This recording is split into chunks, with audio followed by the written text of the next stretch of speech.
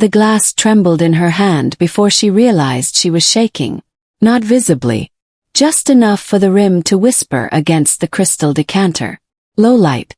Private dining room sealed behind smoked glass. The city glittered beneath the floor-to-ceiling windows like it had no idea what was happening up here. 4 men at the center table. Tailored suits. Gold watches that caught candlelight. She kept her head down. That was the rule. Be efficient. Be invisible. Be forgettable. The partner leaned closer to him, voice slipping into Korean. The black waitress is stunning. It was casual. Amused. Comment tossed like a coin. She didn't look up. Didn't breathe differently. Didn't slow her pour. But she understood every syllable. 6 months working here had taught her more than wine pairings. She'd learned survival. Without lifting his gaze from his glass, without even glancing in her direction, he answered. Immediate. She's mine. The room shifted. Not loudly. Not dramatically. But something tightened. Chopsticks paused. Chair creaked. Her pressure dropped. She felt it before she saw it. She made the mistake of flicking her eyes toward him. Just once. Reflex. His head tilted slightly. Dark eyes met hers. There it was. Recognition. Not attraction. Not yet. Recognition. He'd seen the reaction. The smallest tightening in her jaw when the partner spoke. He knew she understood. He set his glass down slowly. You. Not her name. Not even a gesture of politeness. Just a command shaped like a word. Pour for us. She was already pouring. That wasn't the point. The other waitress hesitated near the door, confused. The manager stiffened across the room. This table did not ask twice. She stepped forward. The partner watched her now, smile thin. Curious. Testing. She poured for the one who had spoken first. Then for the others. When she reached him, her hand steadied. She could feel his gaze without looking at him. Heat without touch. Stay, he said quietly. Not loud enough for the whole room. Just enough for her. The manager shifted, about to intervene. He didn't look at the manager. Didn't need to. She will serve this table tonight. Final. Public. Claimed. The manager nodded immediately. The other staff retreated. She felt the eyes. Staff pretending not to stare. Security pretending not to notice. She straightened her shoulders. Yes, sir. Neutral. He studied her face like he was matching it to something he'd already decided. You understand Korean. Not a question. Her pulse stumbled. The partner's smile faded slightly. She could lie. She should lie. Instead she said evenly. Enough. Beat of silence. The partner laughed softly. Interesting. The man at the center didn't laugh. His thumb brushed the rim of his glass once, slow. Calculating. What is your name? Zara. She shouldn't have said it that fast. He repeated it like it belonged to him already. Zara. Then, in English for everyone to hear. Zara will take care of us tonight. The words sounded harmless. Hospitality. Service. But every man in that room understood the translation beneath it. Ownership. The partner leaned back. You're generous tonight. He didn't respond. He simply reached for his drink and let his eyes drift over her again. Not crude. Not rushed. Measured. As if assessing value. The door opened briefly. A security guard stepped in, whispered something in Korean about a shipment delay downstairs. The partner muttered a curse. Business tension rippled through the table. She heard everything. Delay. Territory. Ret. She kept pouring. Invisible again. Except she wasn't. Not anymore. His gaze returned to her every few seconds. Confirming. Calculating. A possession announced in front of allies becomes policy. A policy becomes leverage. She felt it settling over her like invisible ink drying. The partner tested him again. Careful. Beautiful things attract attention. He didn't look away from her when he answered. Let them look. The meaning was layered. Warning. Invitation. Challenge. She stepped back, intending to retreat toward the wall between pores. Stay close, he said quietly. Not touching her. Not needing to. He stayed. The rest of the night stretched. Conversations shifted into sharper tones. Negotiations edged toward threat.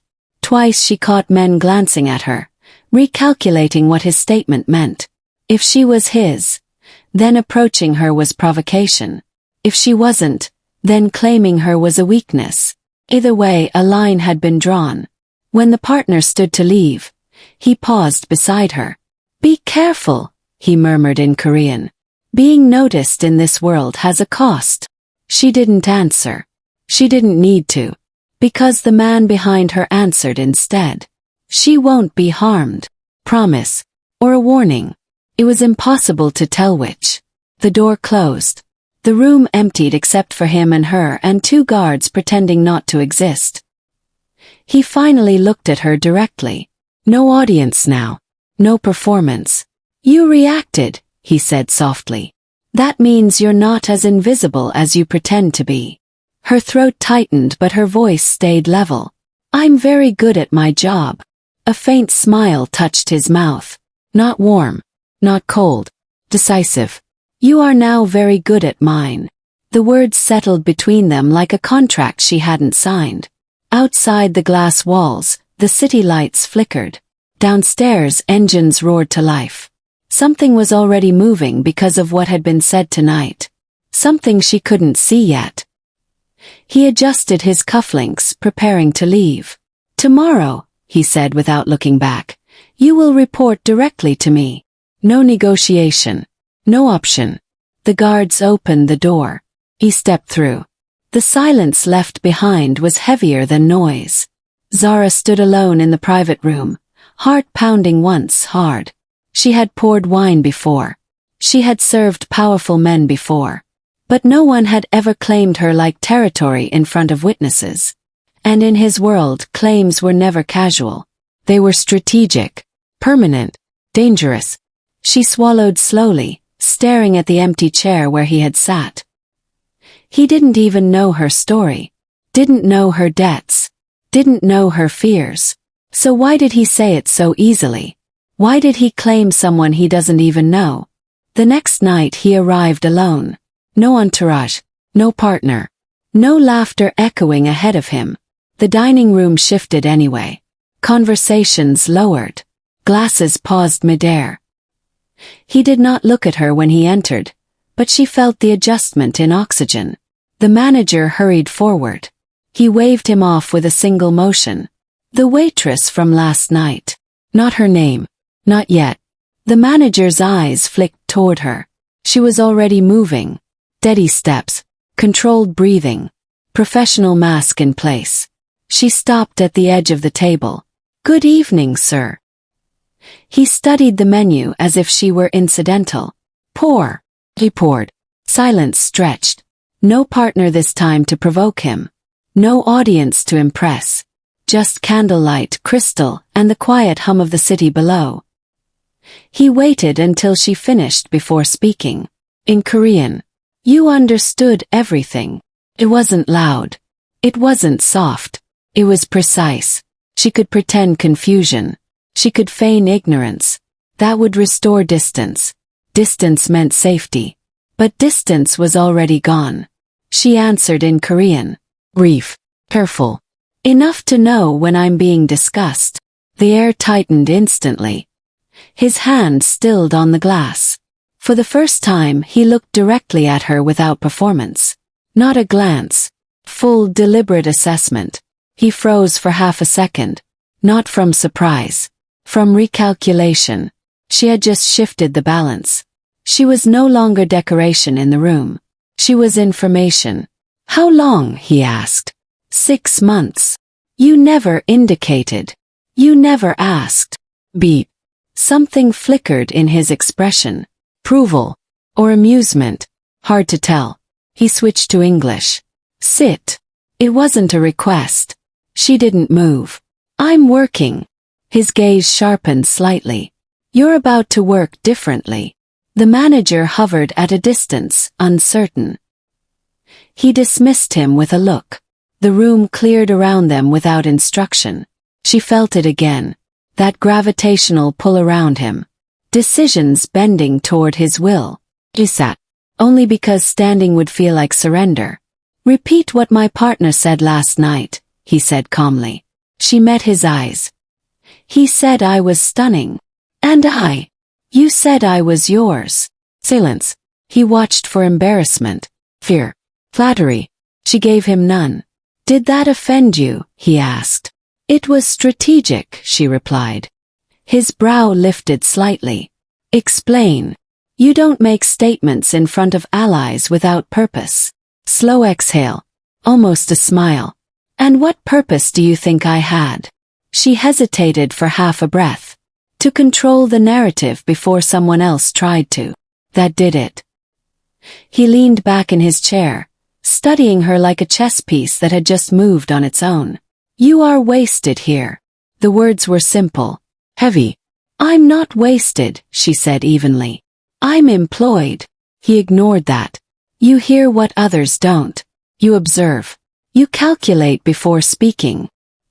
His gaze dipped briefly to her hands resting on the table. And you don't scare easily. Should I? She asked. A faint edge entered his voice. Most people do. She held his stare. Most people don't grow up around men like you. That landed. Not aggressive. Not submissive. Just truth.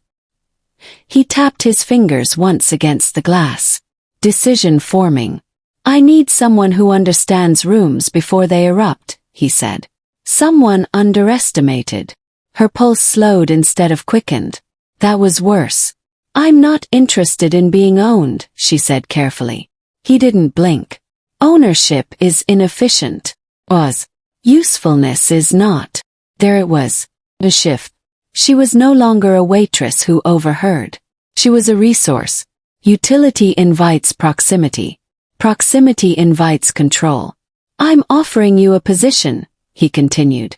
Private assistant. The title sounded harmless. Corporate. Clean. Triple what you make here. She didn't react. Not visibly. You would relocate to my building. Secure floor. Discretion guaranteed. Her spine stiffened. Relocate. Your current address is vulnerable. The statement was casual. Too casual. You investigated me. I verify what enters my orbit. A new threat slid beneath her ribs. He knew where she lived, who she lived with, her schedule, her patterns. She had stepped into visibility last night. Now he was proving the cost. What exactly would I be assisting with? She asked. Meetings, translations, observations. His eyes held hers steadily. And loyalty. The word lingered. She understood what he wasn't saying. Loyalty in his world wasn't symbolic. It was binding. Why me? She asked. Because you heard something you weren't meant to, he replied. And instead of pretending, you answered. He leaned forward slightly. That tells me you won't lie badly. The corner of her mouth moved before she could stop it. That's not the same as not lying. No, he agreed softly. It isn't. Silence fell between them again, this time heavier. He slid a slim black envelope across the table. No ceremony. No flourish. Sign nothing tonight. Decide tomorrow. Her fingers didn't touch it. And if I say no? His expression did not change. Then you continue serving tables. Beep. But you will still be visible. There it was. The narrowing of choice. Refusal didn't restore invisibility. Confirmed relevance. He stood smoothly, adjusting his jacket. 3 times your salary. Housing upgraded. Security increased. He stepped closer to her chair, not touching her, but close enough that his voice lowered. You will not be claimed publicly again without consent. That line struck harder than the offer. Consent. He had noticed that part. Or he wanted her to believe he had. He straightened. Tomorrow, he repeated. 9 a.m. Then he walked away as if the outcome were already decided. She remained seated, staring at the black envelope on the table. Around her, the restaurant slowly resumed motion. Staff pretending nothing had shifted. But it had. She wasn't invisible anymore. She wasn't neutral. She was an asset being evaluated, protected, positioned. The envelope felt heavier than paper. Triple salary, relocation, security, promotion. Sounded like safety. Sounded like advancement. Sounded like rescue. But she understood something he might not realize she understood. In his world, elevation always came with surveillance. Was this protection? Or recruitment? She signed the envelope the next morning. Not because she trusted him. Because the hospital called at 6:12 a.m. Her sister's treatment deposit was overdue. The voice on the line was polite. Clinical. Final. By 8 a.m., the weight of pride felt smaller than the weight of debt. She walked into his building at 8:57. Glass doors. Silent lobby. No signage bearing his name, but everyone inside knew who owned the air. He was already waiting in a private office that overlooked the river. No greeting. No ceremony. Just a nod toward the chair opposite him. "You've decided." "I have bills," she said evenly. His eyes flickered once. Not judgment. Recognition. Family. Yes. He didn't ask for details. Didn't need to. "Good," he replied. "People who protect others understand loyalty." The word lingered again. Design. Triple salary. Direct reporting. Discretion. Relocation offered but not mandated yet. She left with a keycard instead of a server's apron. By noon, the hospital deposit was paid in full. By evening, the first shift in her life began without a uniform. And by nightfall, 2 men were standing outside her apartment building. She noticed them immediately. Dark coats. Still posture. Eyes that didn't wander. When she approached, one stepped forward slightly. "Ms. Zara." Not a question. Her spine stiffened. "Yes. We're here for your safety." Polite. Permanent. She scanned the street. "I didn't request security. Mr. Park did." Of course he did. The hallway inside her building suddenly felt narrower. She climbed the stairs with their footsteps echoing 2 floors below. Inside her apartment, her sister looked up from the couch. Who were those men? Maintenance, she lied automatically. Her sister didn't believe it. She rarely did. That night, she stood by the window and watched the reflection of 2 silhouettes under the streetlight. Not hiding. Not subtle. Watching. The next morning when she stepped outside, they followed at a distance. Not close enough to touch. Close enough to remind. She went to his office without being summoned. He was mid-conversation when she entered. He ended it with a glance. "You placed men outside my home," she said quietly. He didn't deny it. "Yes. Without asking." "Correct." Beep. "Your building is not secure." "It was secure yesterday." His gaze sharpened slightly. "Yesterday you were neutral." There it was. The orientation settling into place. In his world, nothing close to him stays neutral. She crossed her arms. "I don't need bodyguards. That is not your decision. It should be." He stood slowly. Not aggressive. Just deliberate. Protection is not punishment. It feels like surveillance. Silence stretched. He stepped closer, lowering his voice. "It is both." He didn't soften it. Didn't pretend otherwise. Useful things get protected. The words landed heavier than intended. She exhaled slowly. "I'm not a thing." "No," he agreed. "You're an advantage." That was worse. The first week in her new role moved quickly. Meetings, translations, observations. She stood behind him in rooms thick with tension, hearing conversations that could fracture cities. She watched men underestimate her because of her skin, because of her gender, because of the way she stood quietly with a tablet in hand. She reported patterns. Tone shift. Text. He listened. Every time.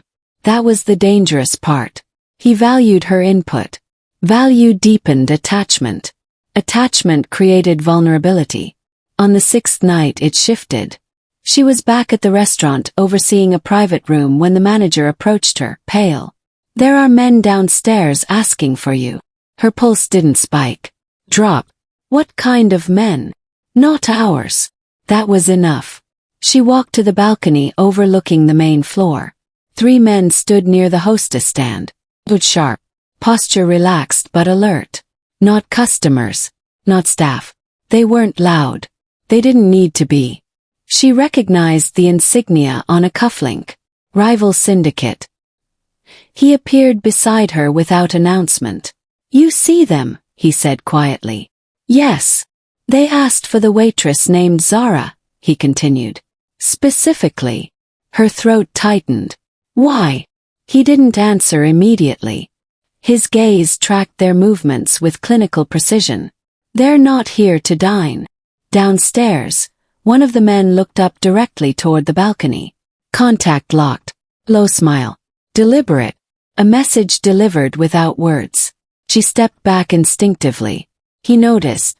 "Stay," he said softly. "I didn't. Not this time.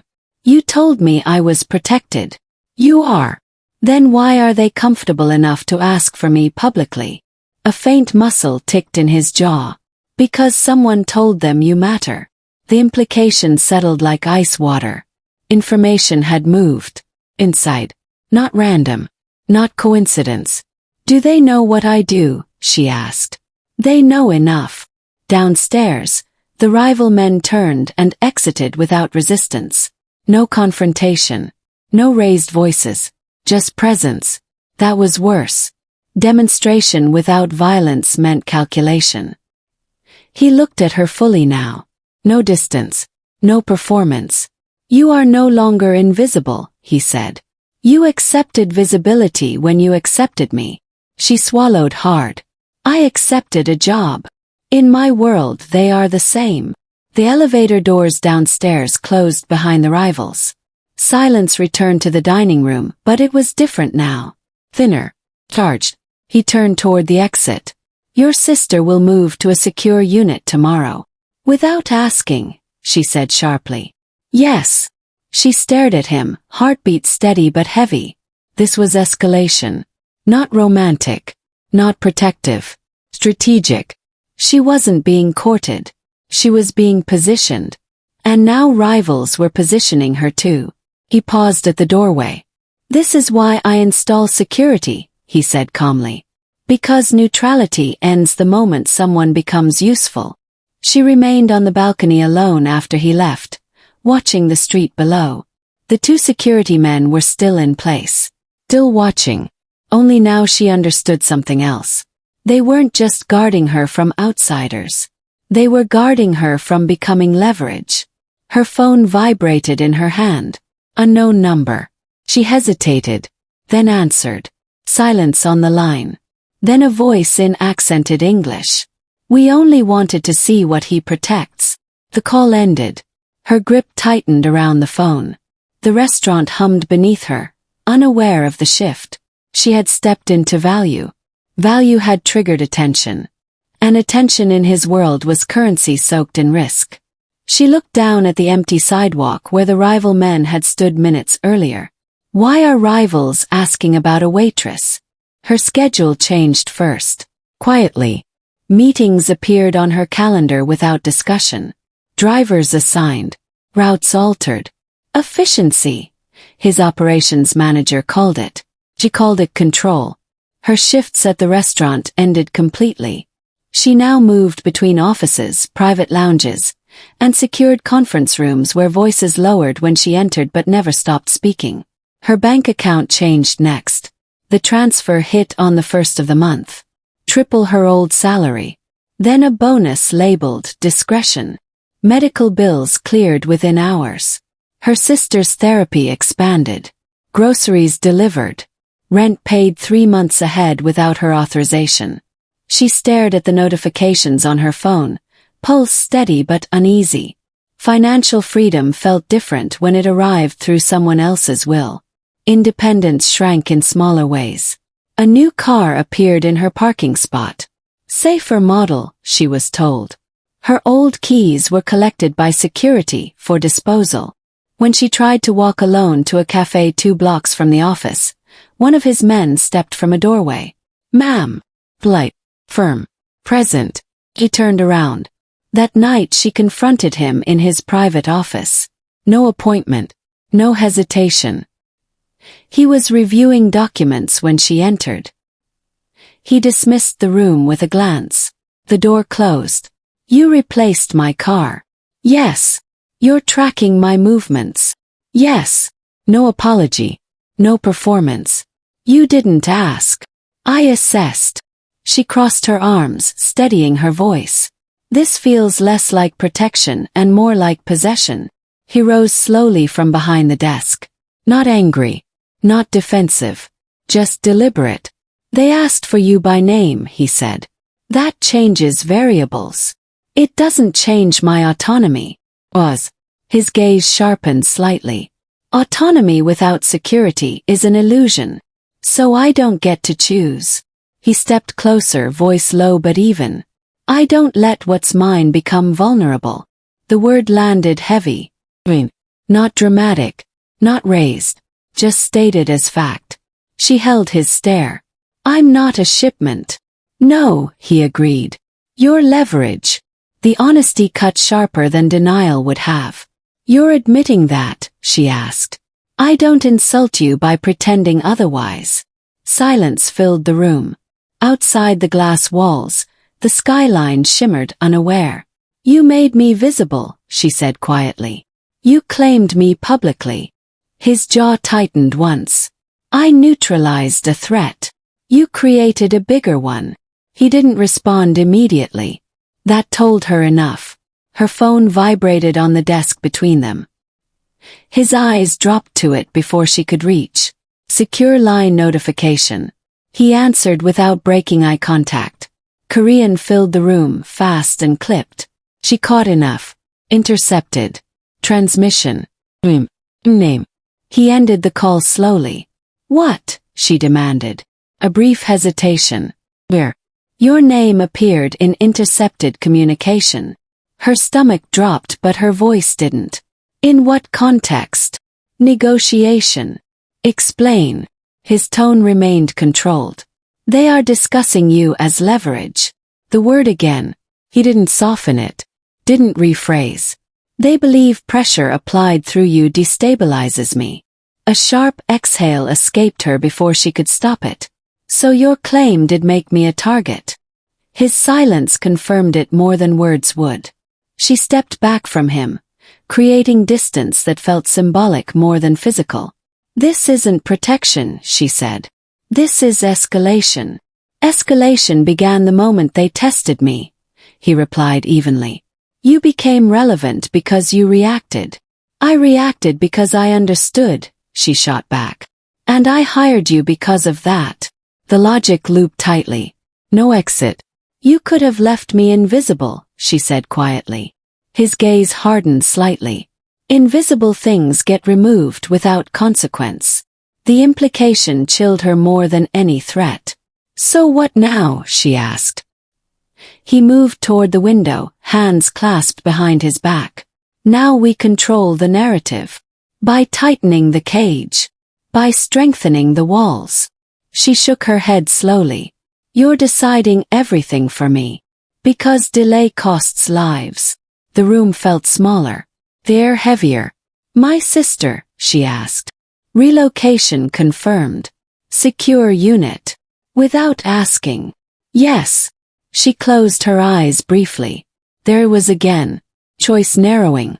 Autonomy traded for safety. "You're making it impossible to separate from you," she said quietly. His voice softened a fraction. "Separation is not safe." "For who?" she challenged. He didn't answer. Another vibration on the secure line. He ignored it this time. Focus locked on her. "You are inside this whether you prefer it or not," he said calmly. "The only difference is whether you stand beside me or outside my protection." The framing was precise. Stand with him or stand exposed. She realized then how subtle the shift had been. From waitress to assistant. From assistant to asset. From asset to leverage. The intercepted message echoed in her mind. Negotiation. Name. They weren't just watching anymore. They were planning. She met his eyes again, no fear now. Just clarity. Your claim wasn't romantic, she said softly. It was strategic. He didn't deny it. Strategy keeps people alive. It also paints targets. The silence between them stretched thin. He stepped closer again, voice low. I will not let harm reach you. She believed that. That wasn't the problem. The problem was what protecting her required. They think I control you, she said. They're wrong. His jaw flexed slightly. Are they? The question lingered heavier than anything else. Because control shifts in ways neither side admits. Her name in intercepted rival communication. Her sister relocated. Her finances integrated. Her movements monitored. There was no neutrality left. She stood in the center of something she hadn't meant to enter. He turned away to answer the secure line, issuing quiet instructions in Korean. Precise, efficient, dangerous. She watched him, understanding something that tightened in her chest. He would escalate if necessary. For her. Because of her. The claim that sounded casual that first night had rewritten her position in his world. She wasn't invisible. She wasn't optional. She was leverage. And leverage attracts force. As he ended the call, he glanced back at her, expression unreadable. The intercepted communication had already triggered movement on both sides. She stepped toward the door, pulse steady despite the weight pressing in. His voice followed her calmly. You are safer with me. She paused but didn't turn around. Because safety had started to feel indistinguishable from ownership. Outside his office, security shifted subtly as she passed. Eyes tracking. Doors locking. Systems adjusting. Her phone vibrated again. Unknown number. A single text message. We see what he protects. She stared at the words until the screen dimmed. Did his claim just make her a target? The message stayed on her screen longer than it should have. We see what he protects. Not a threat. Not a demand. Conclusion. She didn't show him immediately. She watched instead. Watched how quickly his security posture shifted. Watched how often his phone lit up with encrypted calls. Watched how his inner circle started speaking in shorter sentences around her. Something had changed. Not outside. Inside. That night he summoned her to the private conference room. No assistants. No guards inside the door. Just him and a projection screen glowing with intercepted transcripts. Sit, he said quietly. She did. He didn't pace. Didn't posture. He pressed a button. Korean text filled the screen. She read fast. Too fast. Her stomach tightened. Her name repeated. Not admiration. Not desire. Strategy. They initiated contact after the dinner, he said calmly. But the language shifted after I claimed you. She kept reading. Words like leverage. Reaction. Emotional variable. They weren't interested in me, she said slowly. Not personally. No, his voice remained steady. They were measuring my response. The room felt colder. They needed proof, he continued. That I could be provoked. Beep. And you reacted. I understood, she corrected. That was enough. She looked up at him fully. So I wasn't random. Nothing near me is random. The sentence landed harder than any confession. He changed the slide. Another transcript. Different source. Internal channel. She recognized one of the names attached to the thread. His partner. The same man who had leaned over and whispered that first night. The same one who had smiled thinly when she reacted. Her pulse slowed instead of racing. That was worse. Read the timestamp, he said. She did. The whisper had not been spontaneous. It had been preceded by a coded exchange. Encouragement. Provoke him, one line read. Let's see if he reacts. Her breath thinned. It was bait, she said quietly. Yes. He encouraged it. Yes. The weight of that realization settled slowly. The claim hadn't been protective instinct. It had been reflex under pressure. Test. This was no longer about attraction, she said under her breath. He didn't respond. He didn't deny it either.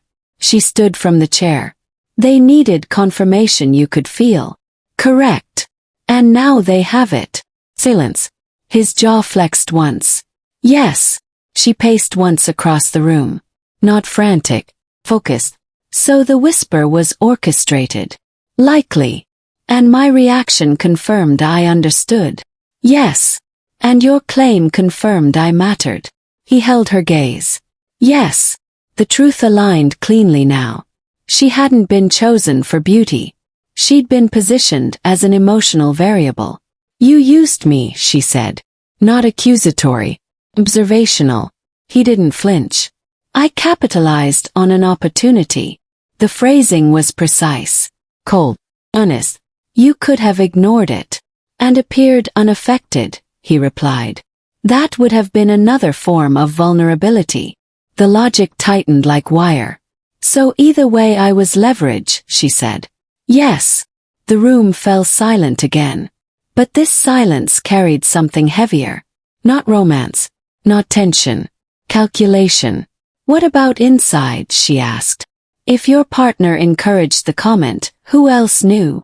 His eyes hardened slightly. That is the current concern. Internal suspicion. That was the fracture. She stepped closer to the screen, rereading the thread. Tone analysis. Text. They expected you to dismiss it, she said. To remain detached. I did not. Which confirmed to rivals you can be destabilized. And confirmed to your own circle that you can be manipulated. He didn't argue. That was answer enough. The promise of protection she'd believed in shifted shape. This wasn't about keeping her safe anymore. It was about proving he wasn't compromised. What happens now, she asked. We identify the leak, he said calmly. We remove it. Remove. Not confront. Not question. Remove. She understood the implication. If your partner set the bait, she said slowly, and rivals knew the timing, then someone inside coordinated both. He nodded once. Yes. The clarity cut deep. Her entry into his world had triggered more than external pressure. It had activated internal fractures. They wanted proof you could feel, she repeated quietly. They wanted proof you had something to lose. His gaze didn't waver. And now, she asked. Now they believe you are that thing. The words hung in the air like smoke. She wasn't chosen. She was confirmation. A weakness validation. That realization broke something subtle but permanent. The illusion of specialness dissolved. In its place stood strategy. She met his eyes without softness now. What are you going to do about your partner? Faint pause. Barely visible. Investigate. And if the investigation confirms, his voice lowered a fraction, then he will no longer sit at my table. That was final. She studied him carefully, not searching for affection, searching for intent. You understand, she said slowly, that if you escalate internally, rivals will escalate externally. Yes. And I will remain the variable. Yes. No reassurance. No lie. Just truth. That was almost worse. Her phone vibrated again. This time not an unknown number. A secure notification from the internal channel she'd recently been granted limited access to. A single line from an anonymous ID. Emotion weakens leadership. She showed him. His expression didn't change, but the temperature in the room dropped. Internal suspicion had moved from theory to signal. Someone inside his organization was openly questioning his stability. Because of her. This was never about beauty, she said quietly. No. It was about proving you could be moved. Yes. She inhaled slowly, steadying herself. The retention promise of protection had broken. She wasn't safer near him. She was evidence against him. So what am I now, she asked. He didn't hesitate. Essential. The word carried weight. Not romantic. Structural. Essential variables in power structures do not get discarded. They get defended. Or sacrificed. She watched his face carefully, trying to determine which path he was preparing for. Because if internal suspicion solidified, he would have to choose between perception and attachment, between authority and her. The whisper that started this had not been casual. It had been coordinated. The claim had not been romantic, had been reactive. And now suspicion moved quietly through his circle like smoke under doors. Someone inside wanted him destabilized. And she was the proof it was working. She folded her arms slowly, voice calm despite the storm settling beneath it. Who inside your circle wants you destabilized? He didn't answer her question immediately. Who inside his circle wants him destabilized? The silence that followed wasn't hesitation. It was calculation. When he finally spoke, his voice carried none of the tension in the room. You leave, he said simply.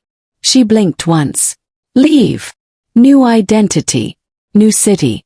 Secure placement. Your family relocated permanently. Financial independence wired through layered accounts.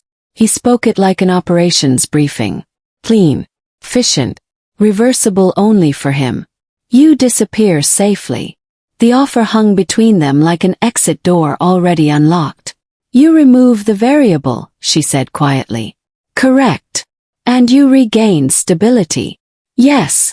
No softness. No apology. Just structure. She studied him carefully. This wasn't emotional. It was strategic containment. If she vanished, the whisper test would lose visibility. Rivals would lose the proof. His internal circle would recalibrate. It was the cleanest solution. She surprised herself by not feeling insulted. Only clear. No, she said. He didn't react outwardly. But his eyes sharpened a fraction. Explain. If I leave now, she continued evenly, it confirms I was the weakness. He said nothing. That was answer enough. Disappearance validates their narrative, she pressed. You reacted. You hid it. You removed it. Slow pause. That strengthens suspicion internally. His jaw flexed once. It removes leverage externally. Temporarily. She stepped closer to the table, leaning slightly over the documents. If I vanish, they'll assume you're protecting me more than they realized. Beep. Which makes you look more compromised. The logic circled back to him. Always him. He watched her carefully now. Not as possession. Not as leverage. As variable. Your alternative, he asked calmly. Her pulse remained steady. Use me publicly. Silence. He didn't interrupt. If I'm the weakness, she continued. Control it. His expression shifted subtly. Interest. Clarify. You don't hide me, she said. You amplify me. He didn't blink. Public appearances. Strategic proximity.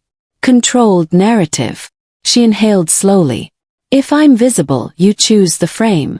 The room felt smaller again, but in a different way. Less fear. More momentum. Visibility can be armor, she said quietly. Or execution. His gaze held hers longer than before, measuring risk tolerance. You're proposing we confirm the attachment, he said. On our terms. You'd be stepping into the narrative they're writing, he warned. Yes.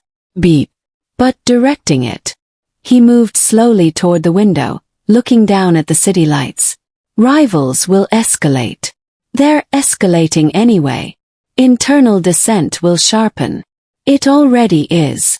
The calm in her voice unsettled even her. This was no longer about being wanted. Or protected. This was about structure. If she left, she'd always be the rumor. If she stayed invisible, she'd always be the whisper. But if she stood publicly beside him, she became declared. Defined. You're asking to become permanent optics, he said quietly.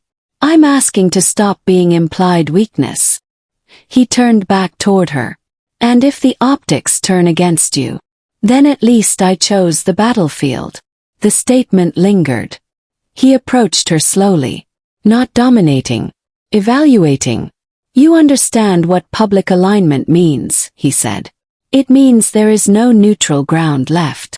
There already isn't. Faint silence. Then a small shift in his posture. Decision. We stage it, he said. No theatrics. Just conclusion. The mechanics moved quickly after that. Invitations. A charity gala he already controlled. Strategic seating. Camera angles prearranged. Social feeds seeded in advance. She stood beside him in a tailored dress chosen not for beauty but for statement. Minimal. Controlled. Intentional. When the first photo surfaced online, his hand lightly at the small of her back, speculation detonated instantly. Not romance. Power alignment. The captions multiplied within minutes. New partner. Strategic alliance. Hidden engagement. Rivals reacted faster than fans. Encrypted channels lit up. Internal threads multiplied. He confirms attachment. Variable is no longer discrete. Emotional vector exposed. The photos continued leaking. Him opening her car door. Him leaning in to hear her over music. Him allowing her into restricted council seating. Each image curated. Each angle deliberate. By midnight her name trended beside his. By morning her face circulated in political blogs, crime forums and financial rumor channels. She stood in his office the next day watching coverage unfold on the screen. It's working, she said quietly. He didn't look convinced. For now. Internal reaction, she asked. Divided. External. Aggressive. A brief silence. They don't know whether it's real, he said. That's the point, she replied. But doubt flickered behind his eyes for the first time since the whisper months ago. Because staged optics require belief. And belief is unpredictable. Her phone buzzed again. This time not a threat. A question from a rival intermediary. Is it official? She showed him. He considered it for a moment, then typed a single response from his secured device. Yes. He pressed send without looking at her. That was the real irreversible shift. Not the photos. Not the rumors. The confirmation. She felt the weight settle instantly. You escalated, she said quietly. We committed, he corrected. The room grew still. The narrative was no longer implied. It was declared. Public relationship optics were no longer soft manipulation. They were strategic positioning. And once declared, perception calcifies. She met his gaze carefully. If enemies don't believe it's real, she said softly, they'll test it. His expression didn't change. They will. The quiet certainty in his voice carried no reassurance. Only inevitability. Outside the office, security tightened further. Internal conversations sharpened. External channels grew louder. Visibility had become armor. But armor invites attack. She stepped back toward the door, pulse steady but heavy. What if they don't believe it's real? The council chamber was colder than usual. Not temperature. Atmosphere. Long table. Frosted glass walls. Every seat filled. No one late. No one casual. The photos had circulated through every encrypted channel before the meeting even began. She sat one seat behind him. Not hidden. Not equal. Visible. That alone unsettled the room. He entered without greeting. Took his seat at the head. Hands folded. Composed. We proceed, he said evenly. Report started. Financial routes. Shipping adjustments. Political favors recalibrated. But every voice carried something sharper underneath. They weren't discussing operations. They were measuring him. The senior captain waited until halfway through the briefing. Older. Decorated. Untouchable until now. Before we continue, the captain said calmly, clarification is required. Silence fell. Not requested. Natural. Clarify, he replied without looking at him. The optics, the captain said. Are we restructuring public alignment because of strategic merger? Or personal distraction? The word landed deliberately. Distraction. A few men shifted in their seats. She felt every eye flicker briefly toward her before snapping back to him. He didn't raise his voice. The alignment is strategic. The captain leaned back slightly. Then why confirm publicly? Confirmation reduces speculation. Or confirms vulnerability, the captain countered smoothly. The air thickened. She didn't move. Didn't react. He finally looked at the captain directly. Choose your phrasing carefully. I am, the captain replied calmly. You are risking empire for a woman. There it was. Direct. No coded language. No euphemism. The room froze. This was no longer advisory tone. It was challenge. He didn't respond immediately.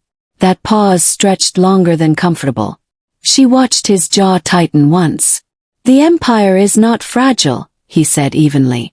Empires fall from miscalculation, the captain replied. Emotional miscalculation. A few council members exchanged brief glances. Not supportive. Not neutral. Calculating. She understood something subtle then. This wasn't just about her. This was about authority. Public optics had shifted perception. Perception invites testing. You believe I am compromised? He asked quietly. The captain didn't hesitate. I believe rivals believe you are. Clean. Surgical. The distinction mattered. But only slightly. He leaned forward slightly. And your recommendation? Distance, the captain said. Reduce exposure. Remove narrative fuel. Remove her.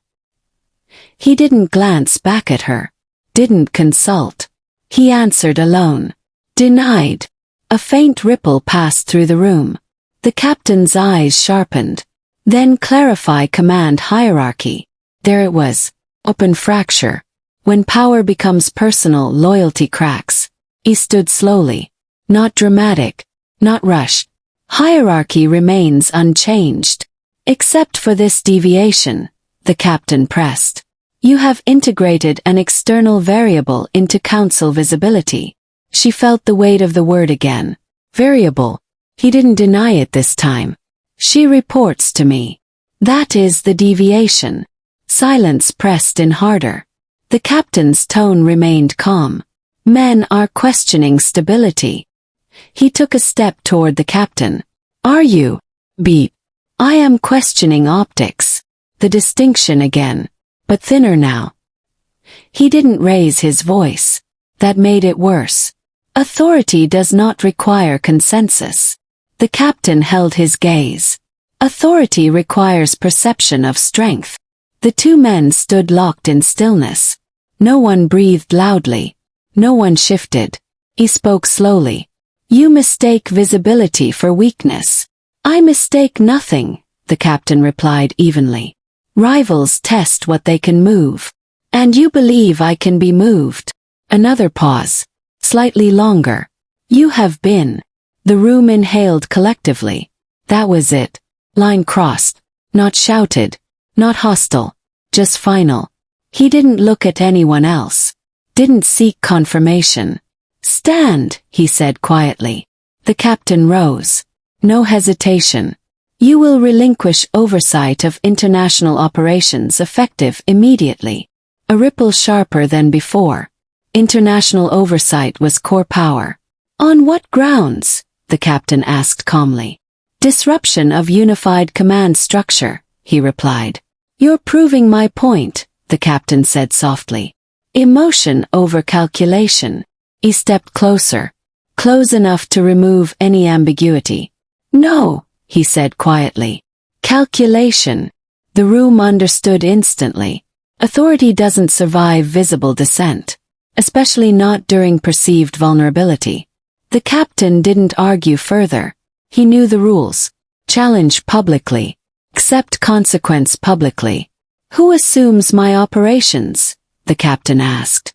Interim redistribution, he answered.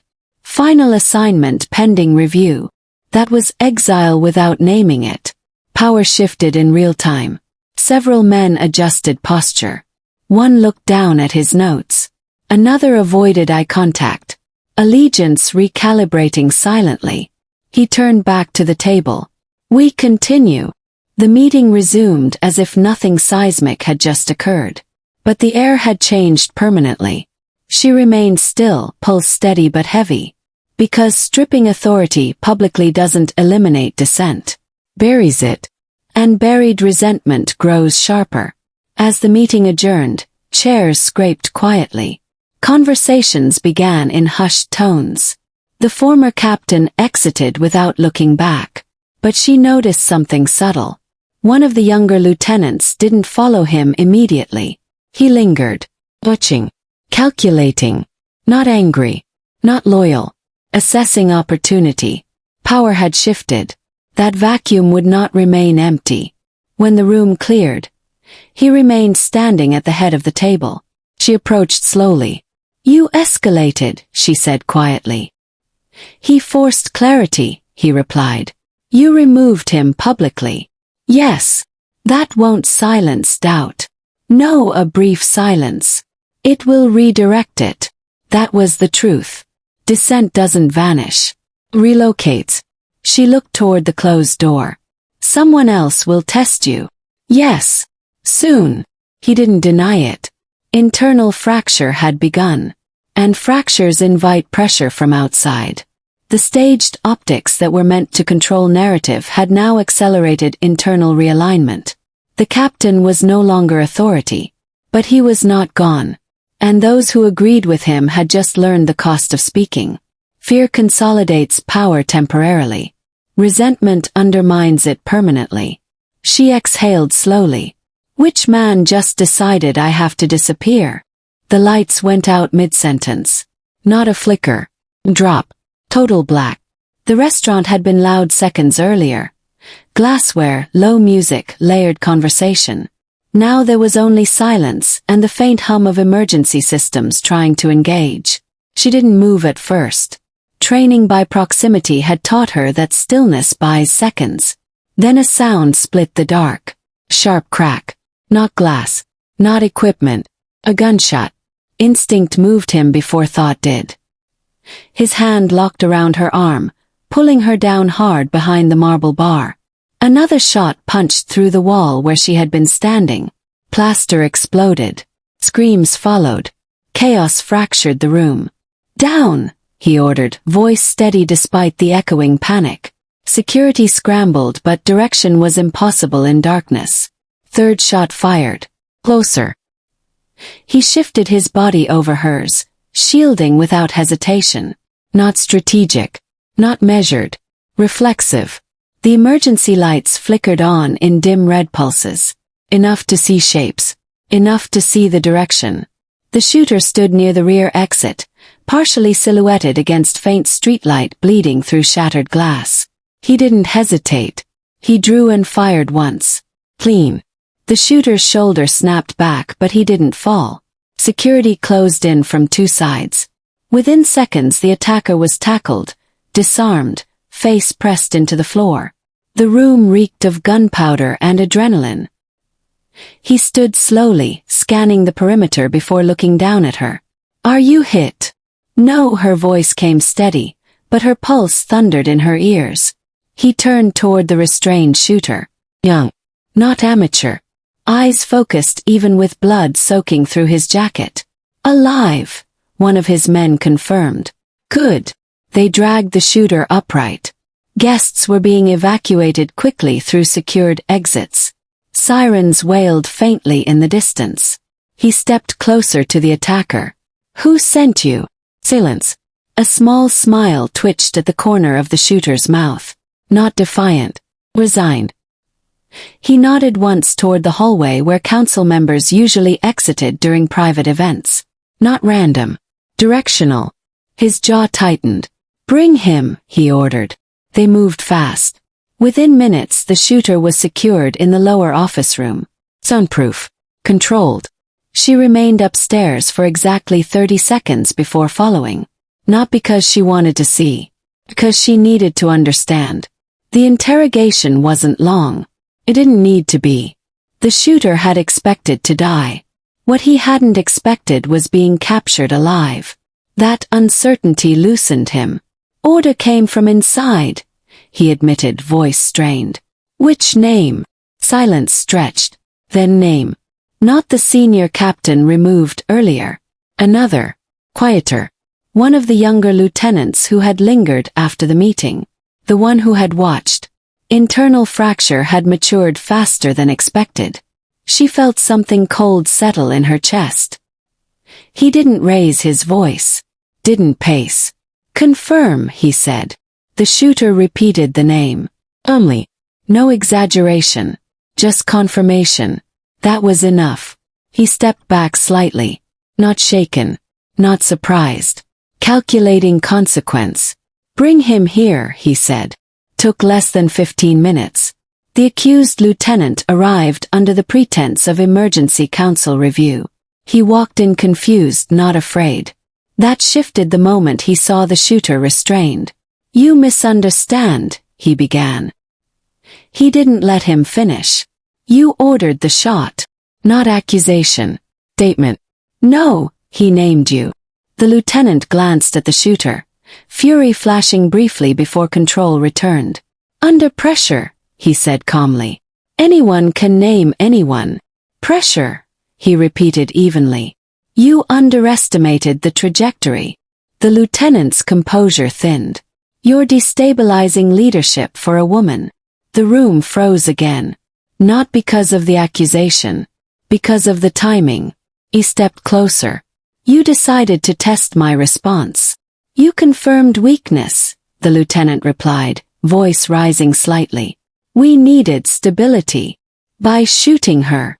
By proving your limits. There it was again. The same logic as the whisper months ago. Testing. Measuring.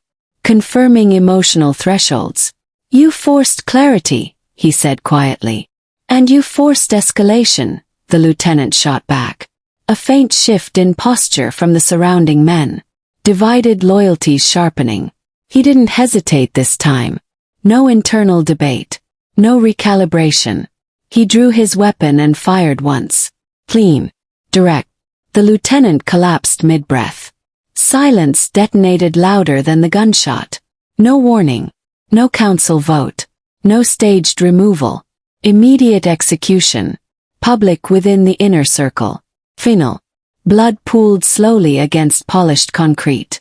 She didn't flinch. That unsettled her more than if she had.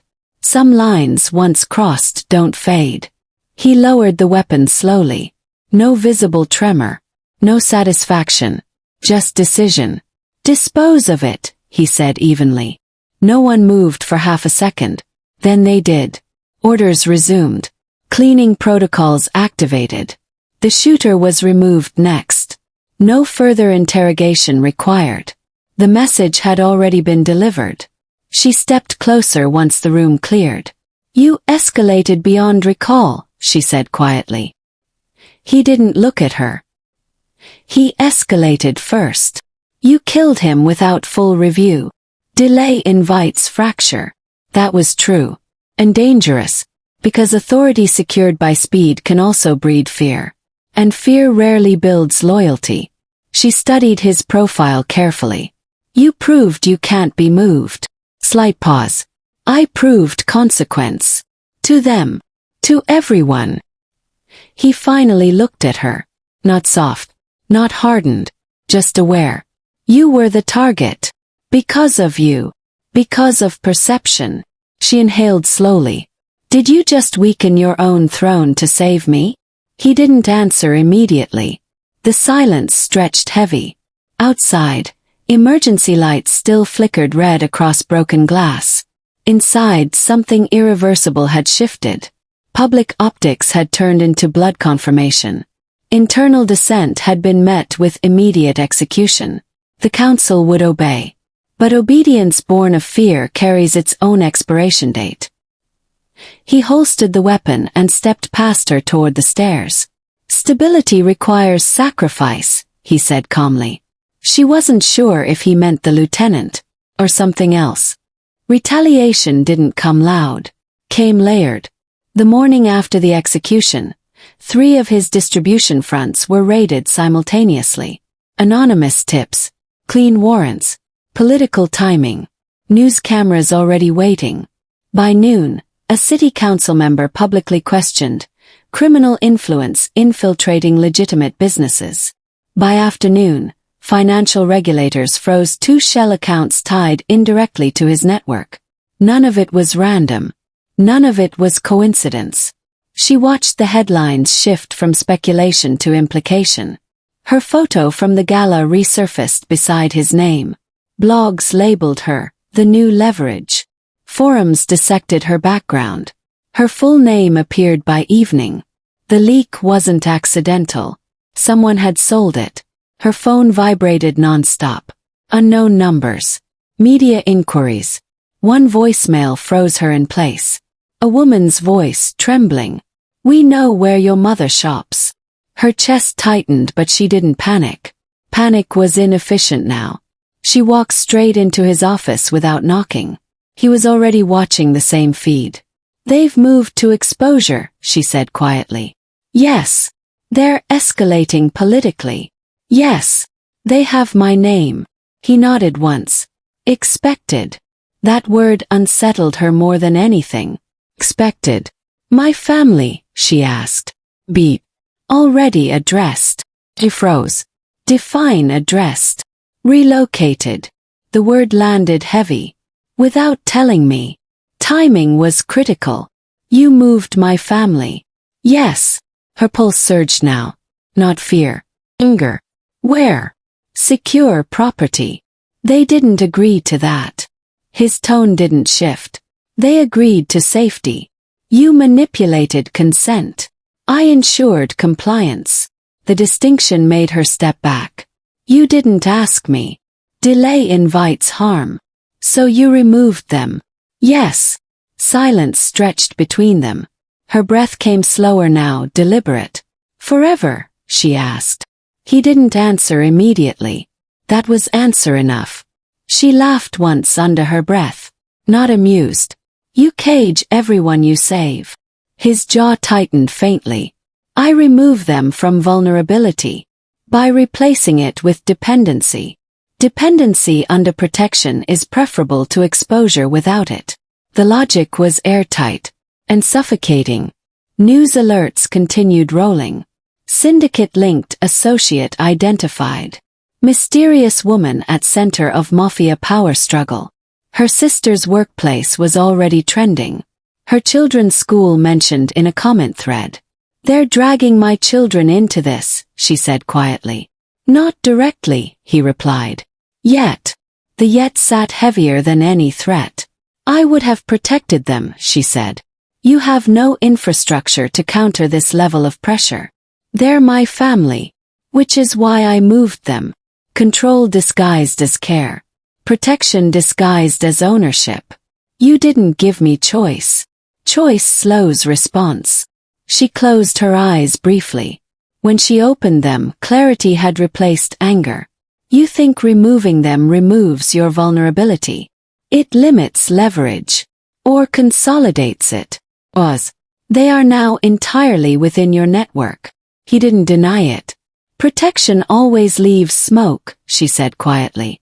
Outside the office, men moved faster than usual. Orders sharp. Voices low. Retaliation spread outward like cracks through glass. Partner bank cut ties. A city contract quietly dissolved. One of his logistics hubs burned overnight under electrical fault. He absorbed each hit without visible reaction. But the cost was measurable. Territory tightened. Alliances thinned. Fear replaced fluid loyalty. "They're testing endurance now," she said softly. "Yes. And I am central to that test." "Yes." He didn't soften it. Didn't deny it. She walked toward the window overlooking the city. Somewhere out there, her mother was in a house she didn't choose. Her children under watchful eyes they didn't understand. Her sister monitored by men who called it security. "Did you tell them why?" she asked quietly. "No. So I'm the reason they disappeared. You are the reason they are alive." The phrasing was clean. Clinical. Devastating. You don't see the difference, she said. I see outcomes. I see cages. Silence settled. Not hostile. Just heavy. Her phone buzzed again. A secure message from his internal channel. Stability questioned. Political pressure mounting. Further exposure likely. She showed him. He barely glanced. Already anticipated. You're losing ground. Temporarily. She turned toward him fully.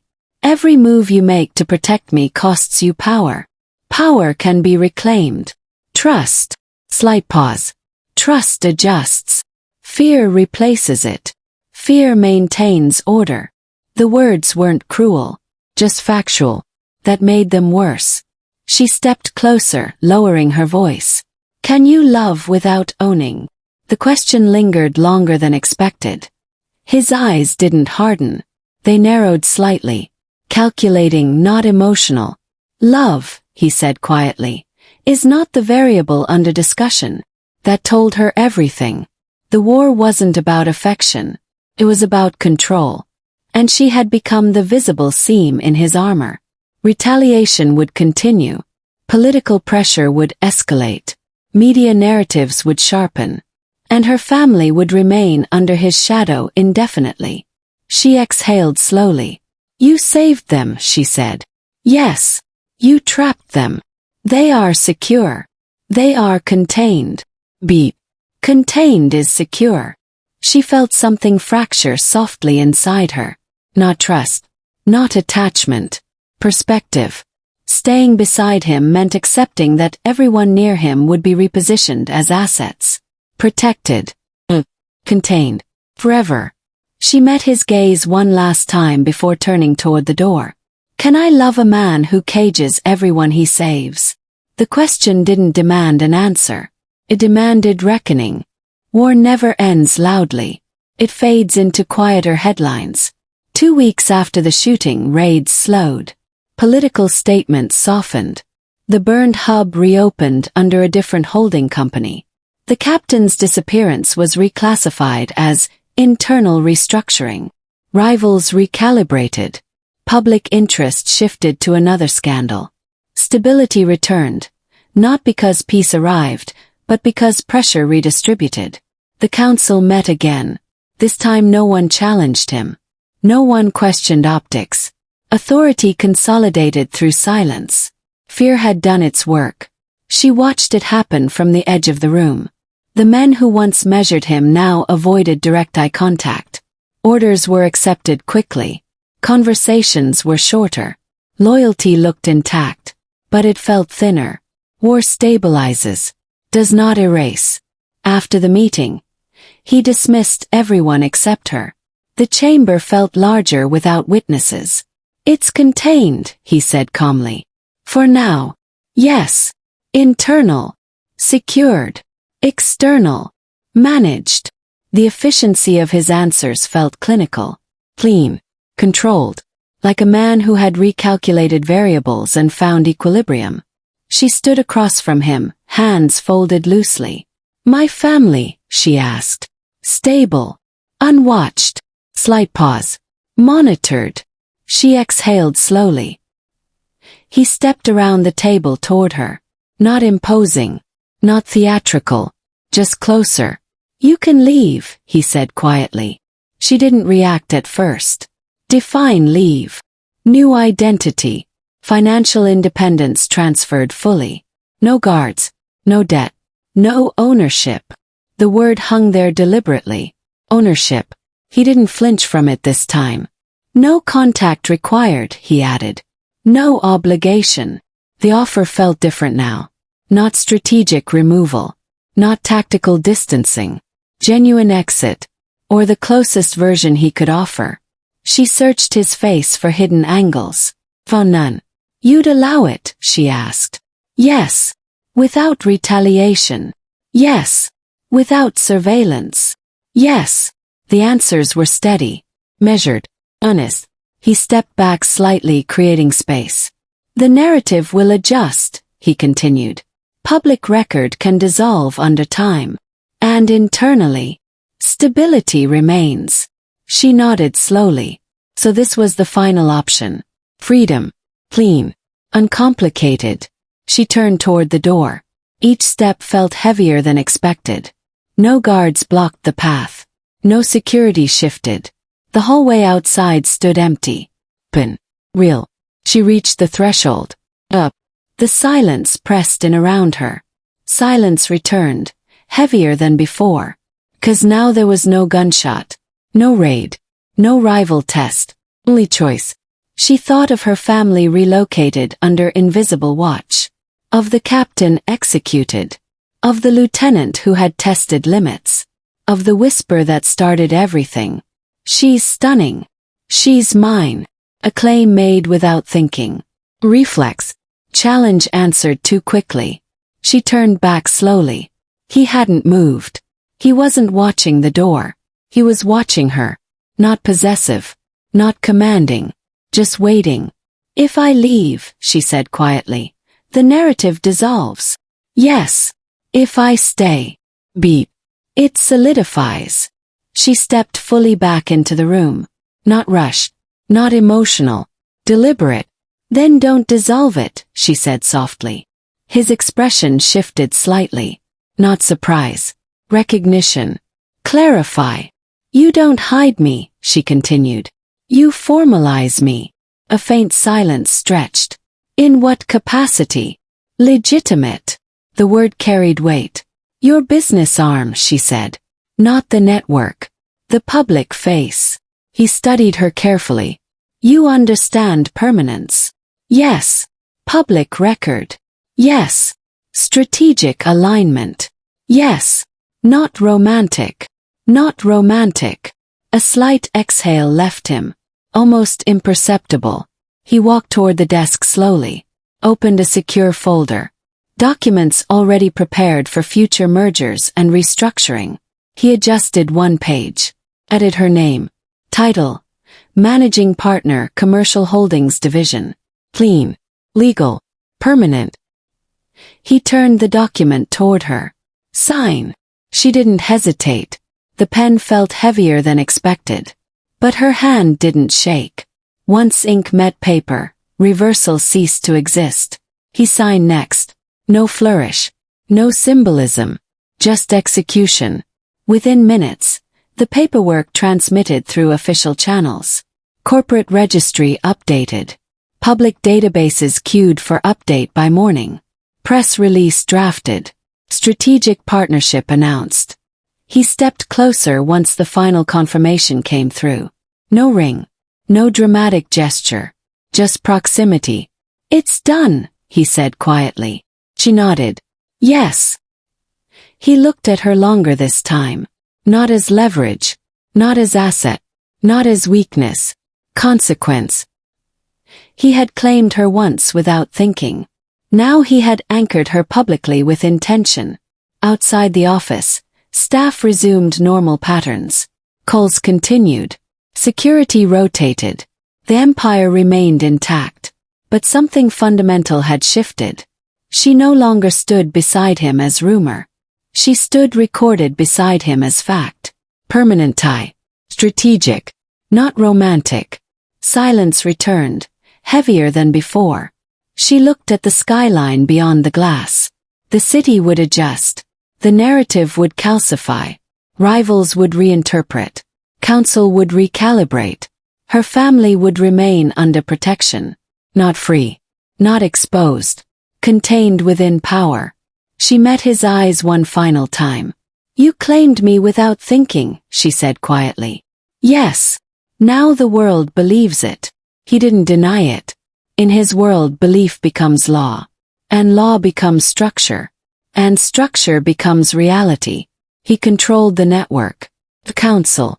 The narrative. But this had started as reflex. A whisper answered too quickly. Claim made without calculation. Now calculation had caught up. She stood not because she was owned, but because she chose alignment. The difference mattered, even if the world wouldn't see it. He stepped slightly aside, giving her the same open path to the door as before. It was still there, still real, but no longer tempting. She didn't move. The war had stabilized, enemies silenced, counsel secured. He had offered exit. She had chosen permanence. And in his world belief becomes law.